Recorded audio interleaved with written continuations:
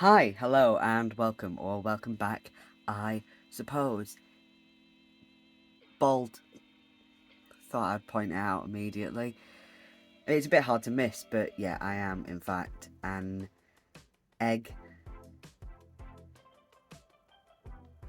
You probably won't even pick her up because she's outside, and she's relatively quiet, but Lily has been yelling all morning. There is nothing going on in the house. She just feels like yelling. She does this most mornings. Ooh, I should get breakfast before doing this. This isn't a review, obviously. You've seen the title. I'm just doing a little chat, get ready with me thing. Don't really know what I'm talking about today. I'm probably going to be cutting a lot out. I just felt like doing some filming and I wanted to download. I've got some new editing software that I'm going to download, and honestly, I didn't want to be panicking about trying to figure out a new software on like one of my review videos, because I tend to have I don't want to be doing flat panic. Oh my god, I don't have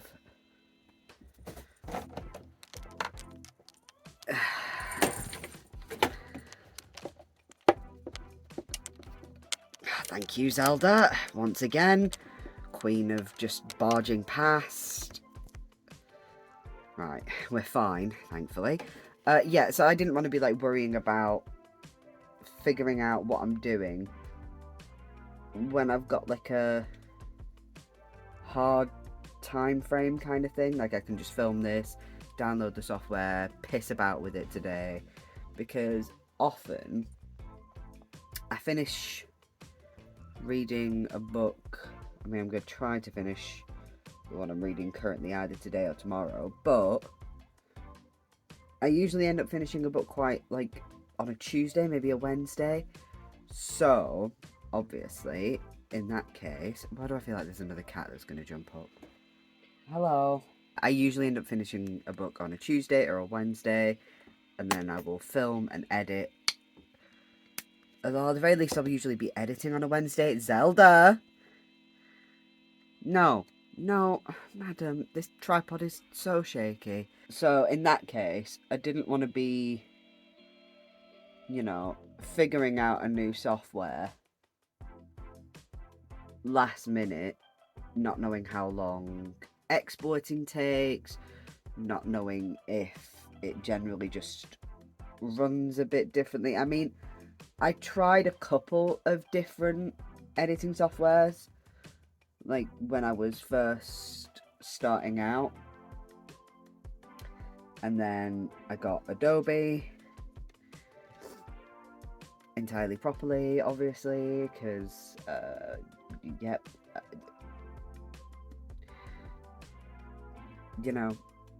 and then I've been having a great time with that. But what I was saying, yeah, that's what I was saying. I don't want to be.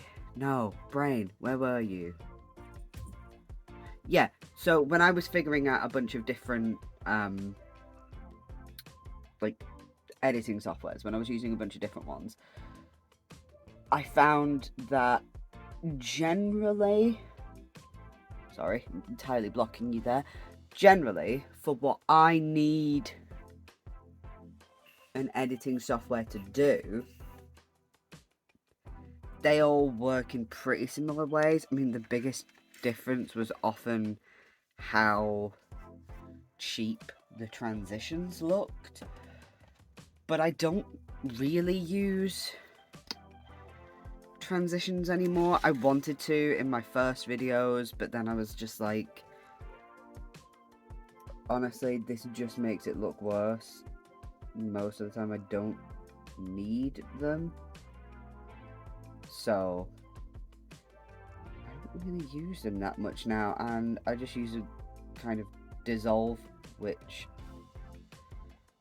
works out nicely. But the issues I was having with Adobe were, well, some of them are just, everybody has these problems with Adobe. It has a habit of crashing really often, just not working the way it's supposed to, and most of the time I could deal with it, because I'm just like, listen, it's known for being slightly temperamental, but I've got used to it, and it's a really easy interface. But now, after my last two videos, so there was my declutter video, and then my Christmas market review, and I was just going to be like, because that declutter video was meant to just be film it, cut out and speed up any little bits that need it, and then add the end screen and music. The most, like, I was barely cutting anything out, and I knew I was speeding up, like, the little bits where I would be, where I was rearranging some of the stuff, just because I wasn't really talking then, and also the noise is a bit gross, but it's fine once you speed it up. And I was having issue after issue with the actual editing process itself. That was causing me problems. And then I was having I can't remember exactly what it said, something about, not buffering, like image buffering, I think, or something like that. And I was just like, right, I'll reset my computer.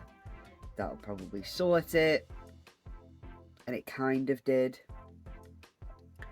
But then I had exporting issues. Sometimes it just wasn't exporting, or the program would just close while I was exporting. And then sometimes I would export and some or all of the music wouldn't export properly. And this happened in both of the videos, and I was just like, I cannot deal with this app anymore. And part of me thought, oh, maybe it's a storage thing, because I've been running a bit low on my computer storage. Just need to go through everything, really. But then I was like, that can't be right, because all of the stuff I have for my videos, it's all saved onto my external hard drive. So it's not a fucking storage problem. I've got loads of storage left on that, because I got rid of a load of stuff off it recently anyway. So I'm just like, why am I being tested like this? So yeah, just after all of that, there have been a couple of times where I've had issues with filming setup, but it's usually been my phone. And that's generally been easy to solve, because in that case, it has absolutely been a storage issue, because I don't go through my shit often enough, right? Or it'll be a case of, sometimes it hasn't done this in a pretty long time, but like sometimes with a longer video, well, actually no, it did do this recently. I think it did it with the decluttering video. Sometimes if it's a really long video, like the raw footage, like a single shot, like me just filming this now, sometimes that will just kind of split itself into separate parts, usually just 2 separate parts. I don't think I've had much more than that, but it is a bit of a pain. But only once have I had that cause actual issues with the footage, since sorting out some of my storage issues.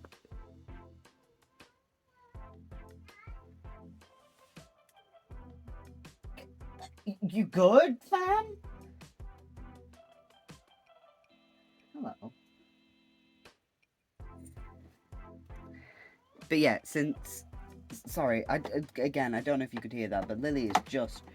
She makes the nastiest sounds sometimes, just like throat noises, and it's a bit grim. She's just yelling, and she used to only do that when she was in heat. But now, no, she just yells whenever she feels like it. It's worse in the morning.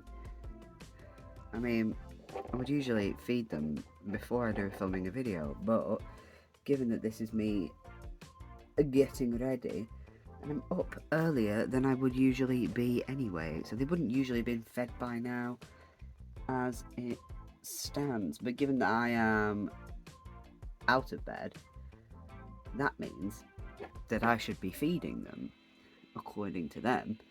Though to be fair, if I'm up and moving at any time of the day, they think I should be feeding them. But yeah, with the weird issue with filming where it gets like split into two, when I think it was my Heartstopper video that I had just mad issues with. There was a period where I was having some real issues with filming, because I don't remember if this was just I think this was just after Heartstopper, because I feel like I remember my thumbnail being better for this one, because I discovered Canva.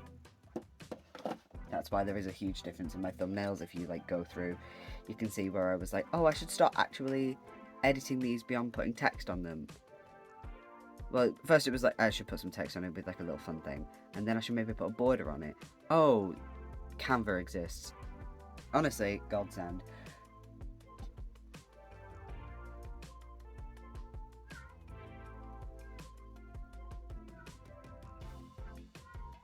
Yeah? Uh-huh. Yeah. Hello?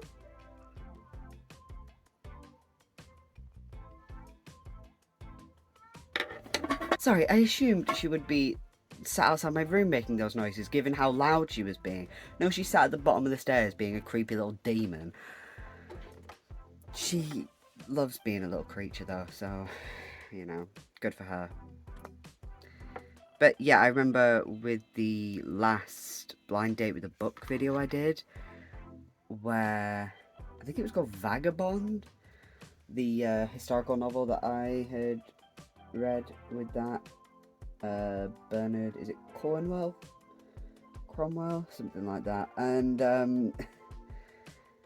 it was literally I'll try to recreate it now. I think it literally just showed this much of my face. It was like a tiny amount. I was so annoyed because I'd done a full face. I mean, it looked awful, but I was like, no, you know what, I've spent some time on this. Yes, it looks kind of garbage,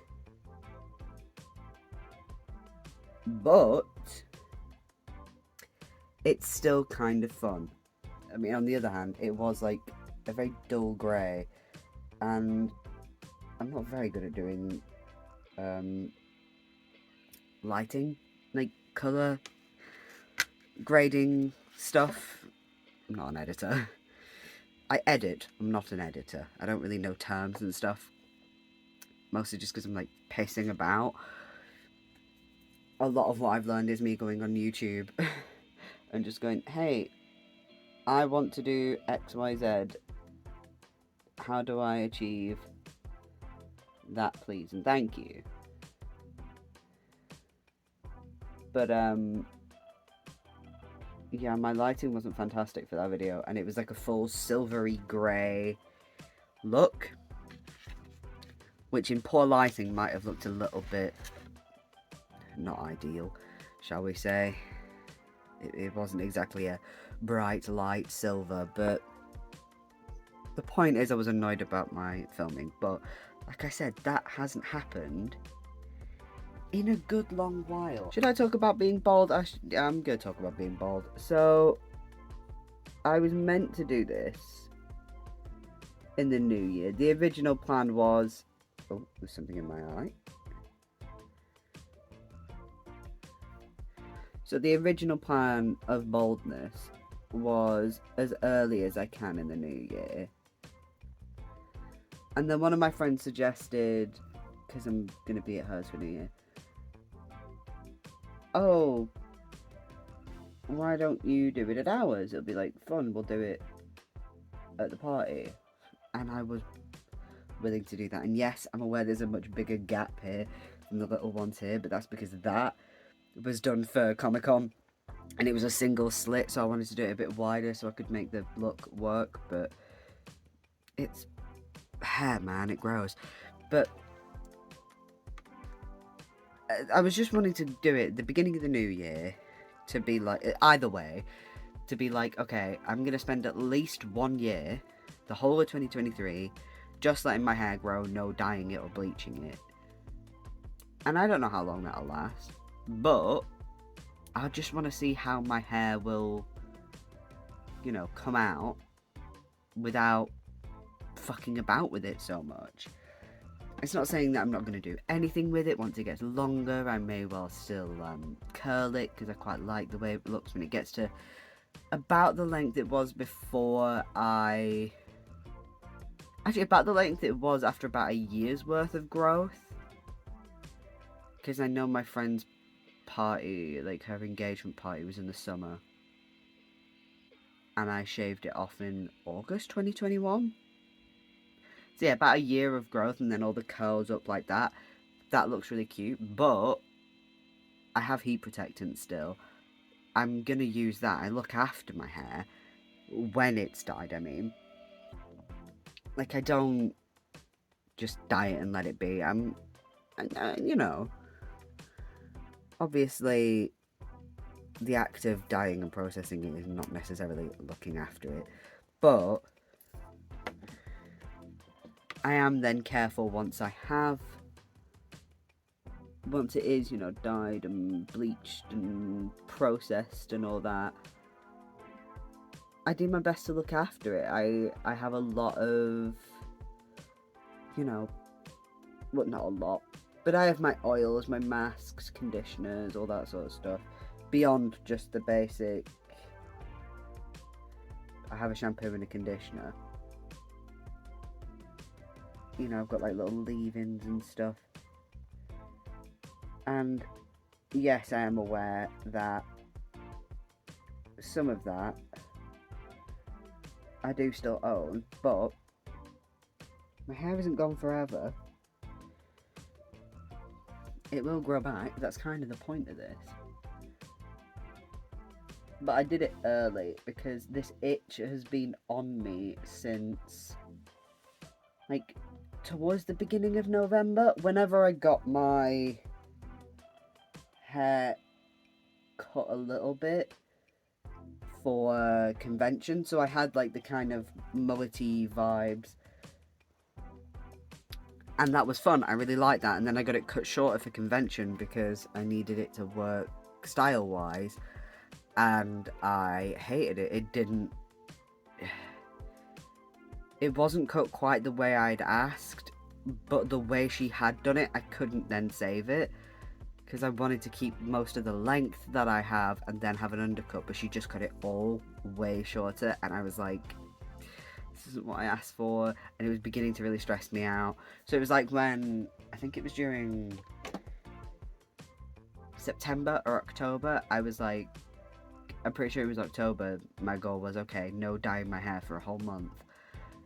And then I dyed it like black and, I can't remember if this is when I had it black and orange or black and like violet. I think I had it black and orange at that point. And it was just like, I'm feeling annoyed about this because my hair looks really thin. That was stressing me out, and I am very aware that the more I stress about it, the more my hair is probably going to be thinner, because there's a really good chance that the stress will make my hair fall out a little bit. I can't guarantee that I have that form of hair loss, but it is something that's in the family. So I don't have a cloth on me. I usually have a cloth or a towel around.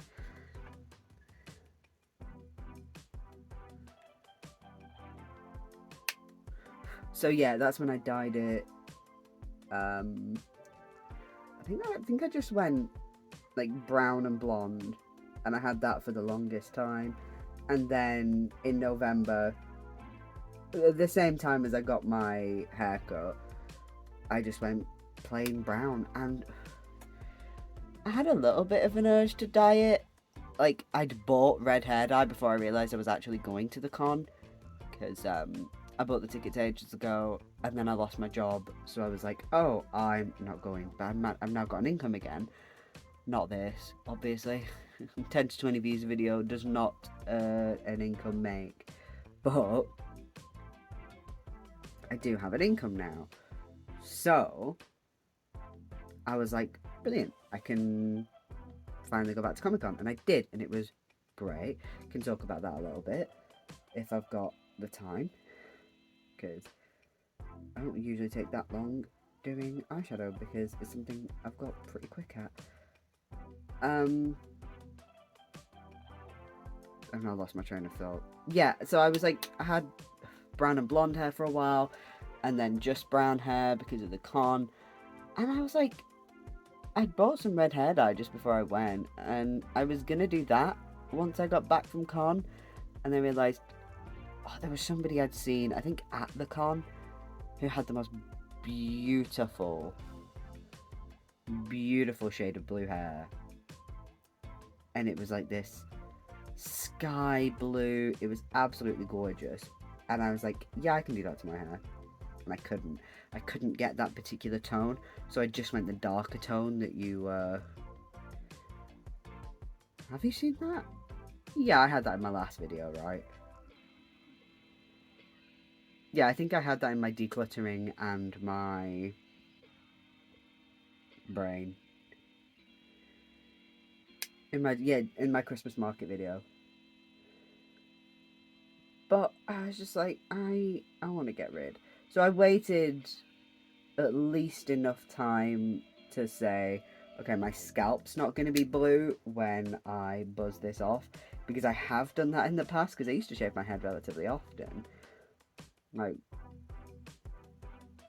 if my hair was getting to a point where I didn't like it, because I will always rather buzz it all off than get a load of hair chopped off, especially when my hair's been shorter, because I like it just looked weird. I would rather go really short than like that weird mid-length that you can't really do anything with. It's like, I'm gonna get there eventually and my hair will be healthier next time. It won't, but like, because I have a habit of dyeing it, but you know, we're changing that, we're doing well. But I have done it before where I've like dyed it a particular colour, and like after that and obviously having to bleach it beforehand, my hair's just gone, yeah, no, we're not doing this. So I've like buzzed it immediately. Well, not immediately, I usually have to wait a couple of days, mostly because sort of scalp, because that can happen after bleach. Like, especially if you've done it for too long, which I used to have a really bad habit of doing. I'm like, 40 volume, leave it in for an hour, that'll be fine. Don't. I used to leave my hair down. I was usually bleaching for ages because I wanted it pure white. And let me tell you, you can get pure white in less than 60 minutes if you're using 40 volume. Good lord. But brain, that constantly happens. Yeah, it was awful when I would then shave it after that, because it's like, oh, my hair's dead, it just needs to go. And that, oh, Lily's yelling again. Maybe she is in heat again, who knows. I would then shave my head, and whatever colour was there, yeah, my head would be that colour, because no matter what dye you're using, but especially semi-permanent, I found really dyes your scalp. But I think it's just, maybe it's just more obvious with semi-permanent dyes, because when I'm using semi-permanent dyes, I'm not like using brown, where, because I think, oh, tell me one blank, I think when I'm using a permanent colour and I'm dyeing my hair brown, I think it's just that it makes your hair look a bit thicker when you very first dye it because your scalp's been stained a bit. Whereas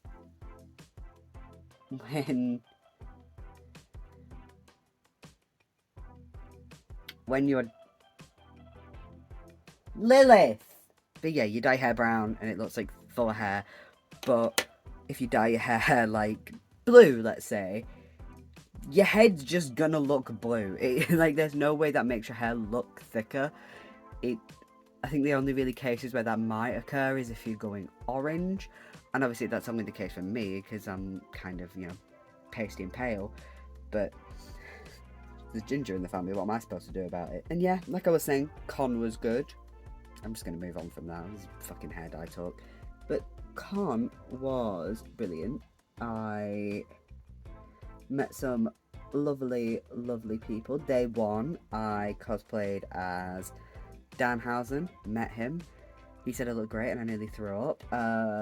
He was so lovely. I mean, to be fair, everybody I met was lovely. And I think that's generally going to be the case when you go to conventions. Most people are nice. Because frankly, especially if you're, like, I don't know what that case is with big conventions. And I mean, like, the big conventions. Like, it's San Diego, isn't it? The one that everybody always talks about. Like, that's where, like, announcements are made and all that sort of stuff. Like, huge things. But World's Comic Con isn't necessarily the smallest Comic Con in the world, but it, it pulls in some big guests, but it's still, like I say, it's not San Diego. So maybe you don't get those people who go because their agents are telling them to go. I mean, that's generally still going to be the case for most of it. I'm not kidding myself. You go because you want to make money. But is it snowing? Or is it raining? I can't tell. Oh, it is snowing.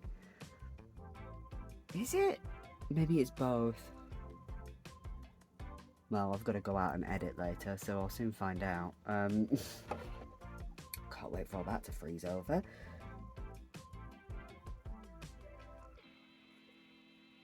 But yeah, I met Danhausen and William Regal. I was set to meet Bryan Danielson, but unfortunately he had to pull out last minute because he was sick. And yeah, I would rather him not be there if he's sick. Apparently it was like a really high fever, so obviously there's a really good chance that's COVID. So I hope he's okay.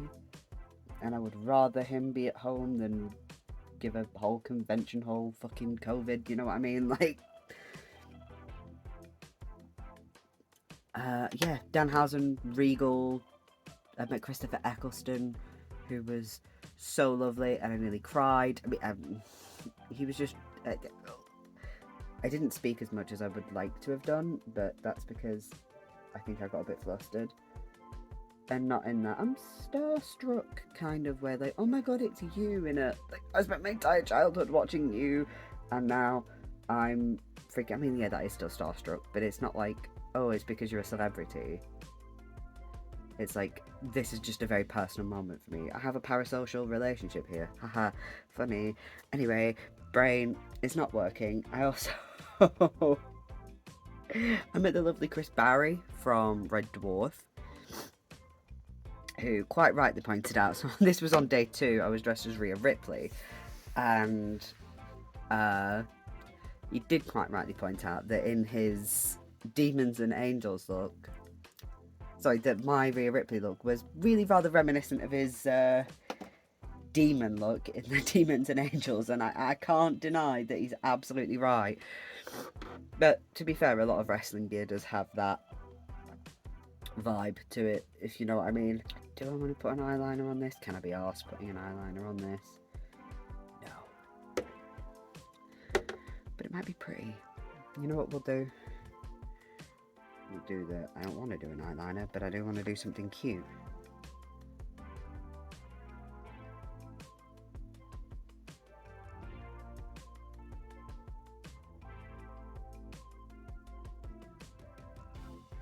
There we go.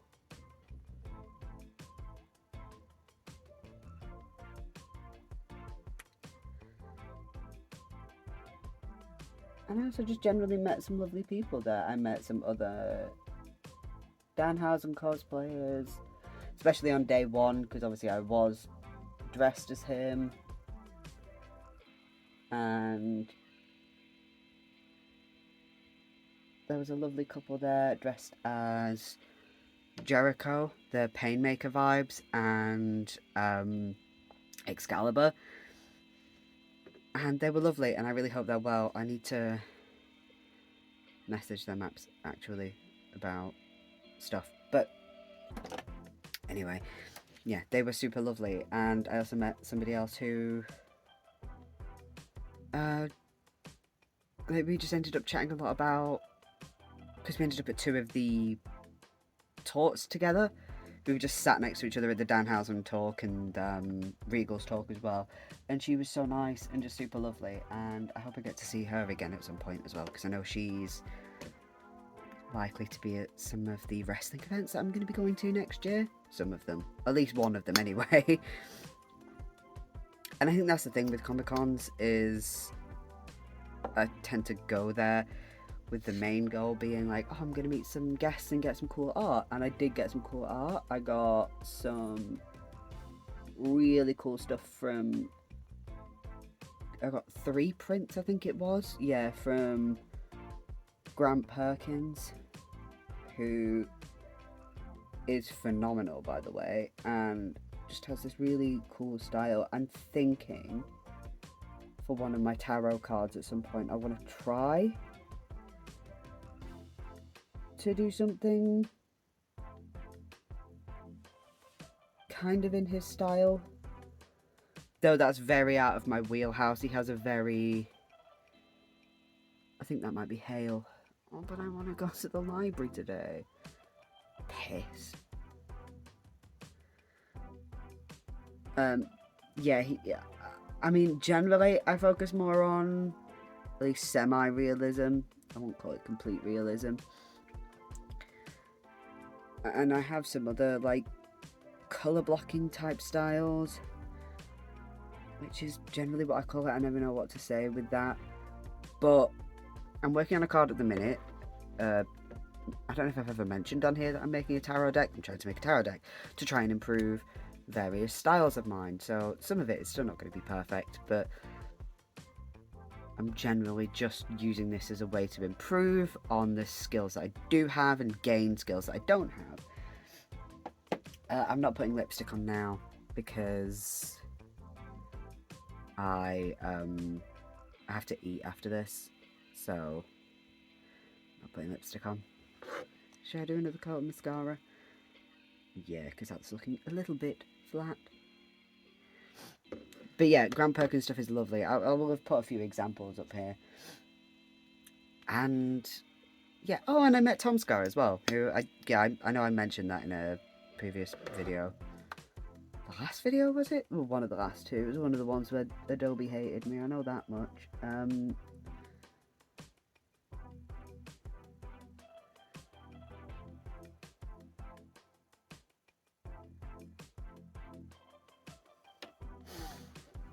Yeah, and he was lovely. I met him twice, actually, because I met him both days, because he's just a very lovely person who you can just go and talk to. I mean, unsurprisingly, a lot of people were there. Everybody's there to make money. At the end of the day, people go to Comic-Cons as, you know, as the guest side in order to be able to make money, but also at the same time, it is a way to be able to talk to fans, and you can sort of tell who's there because... and you can sort of see that there are a lot of regulars at various size cons, so you're going to get some people who are only going to do bigger cons, and that's how I know that Wales Comic Con is growing, because this year they had someone like Christopher Eccleston there. Last year they had, I think it was last year, they had David Tennant, Billy Piper. So, like, they're not a small con, but they're not, you know, like I said, they're not San Diego, but that's fine. I would prefer that. I think I've always loved the idea of San Diego, but then every time I think about it, I'm just like, that sounds so overwhelming. Like, but yeah, like, there are a few people who I'm just like, you're at so many cons now, and I love that. it's like a pretty much guarantee. So Grant Perkins, as an artist, I've seen him at most Comic-Cons that I have been to.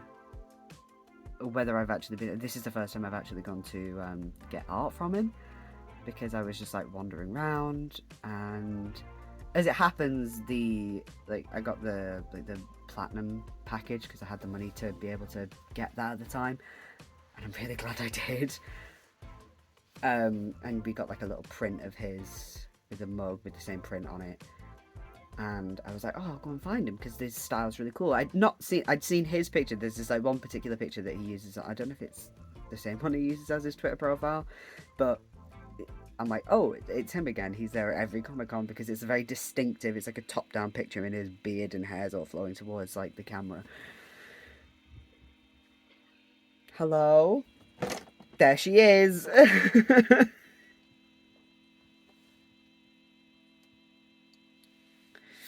But yeah, he's there at everyone.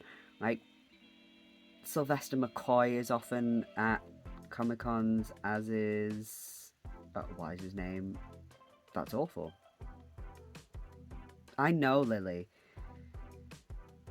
The Fifth Doctor. Why is my brain just... I'll put it on screen because my brain's just gone, nope, you can't remember that now. Your brain's fallen out. And Chris Barry's been at a few Comic-Cons that I've been to. Some of the Torchwood cast, although Eve Miles had a huge queue at this one. Like, I'm not saying that to be like shady because I was just like not expecting it, but I was expecting her to perhaps have a bigger queue than some of the other Torchwood members that were there. I think actually it might have just been Gareth David Lloyd, but he's at a few Comic-Cons. I've met him at Wales Comic Con before, whereas Eve Miles doesn't do quite as many. So I figured her queue might be a bit bigger. But on the Saturday, so she was there both days, but Christopher Eccleston was only there on the Saturday, and like their queues started like melding. It started getting like, I mean, I'm so again, another reason I'm glad I VIP for certain people. There's a fast pass to go and meet people, which it didn't feel good sometimes, because it did feel a bit like these people have been waiting for ages, but I paid money. But it is what it is. Oh, and I got some lovely pictures as well. So I got selfies with Tom, which you've already seen, but I'll put them in again here. I got a selfie with Chris Barry, and I also got some professional pictures. Well, I've got a professional picture with Danhausen and William Regal, and it was all very lovely. I'm gonna go and get my breakfast, and I'm gonna go and see why Lily is yelling. She probably just wants a breakfast, or she is back in heat and is yelling for a cat to come find her, and like there is no Tom on his way. There's just one man in this house, and he's not a cat, so I'm not going near you, fam. Anyway, I'll see you again on Thursday for my last review of the year, and then wrap-ups after that. So, I hope you have a wonderful day, a wonderful night, a wonderful whenever you are watching this. Take care of yourselves. Right.